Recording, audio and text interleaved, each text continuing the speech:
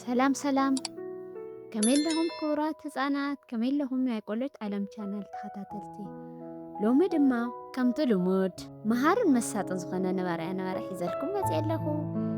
እዚ ነበረ ድማ ብዛዕባ ሓደ ወርቃማ እንቋቑሖ እዩ። እሽ ህፃናት ኣብ ሓደ እዋን ኣብ ሓደ ሰላማዊ ዝኾነ ገጠር ዝነብሩ ውሊቨርን ኤማንዳን ዝበሃሉ ሰብ ሓዳር ይነብሩ ነበሩ። እዞም ሰብ ሓዳር እዚኦም ብጣዕሚ ትጉሃትን ሕጉሳትን ሓጎስ ዝተመልኦም ሓረስቶት እዮም ነይሮም። ሓደ መዓልቲ ንጎ ውሊቨር ናብ ደንበ እንስሳ ክኣቱ ከሎ ሓደ ዘገርም ነገር ረኣየ። ብኡ ንብኡ ድማ ንሰበይቱ ኤማንዳ ብፍጥነት ንዒ ኢሉ ፀዋዓ።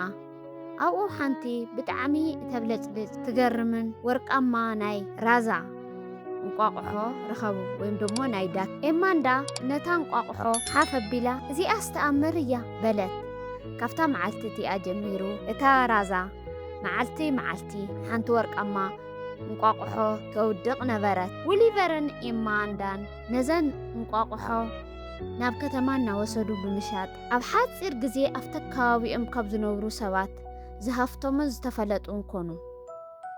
እንተኾነ ግን ብዙሕ ግዜ ምስ ሓለፈ ሓደ መዓልቲ ምሸት ድራር እናበልዑ ከለዉ ውሊቨር ከምዚ በለ፣ ምናልባት እታ ራዛና እኮ ኣብ ውሽጢ ከብዳ ብዙሕ ወርቂ ይህልዋ ይኸውን፣ ስለምንታይ ኢና ኩሉ እቲ ወርቂ ብሓንሳዕ ዘይንወስዶ ኢሉ ሓሰበ። ኤማንዳ ድማ ብሓሳቡ ተስማዕሚዓ እወ ስለምንታይ ብውሽጣ ከፊትና ዘይንሪኦ በለት። እዚ ኩሉ ክኸውን ከሎ ግን ሓንቲ ንእሽተይ እንጭዋ ነቲ ሓሳቦም ተሓቢኣ ትሰምዖም ነበረት።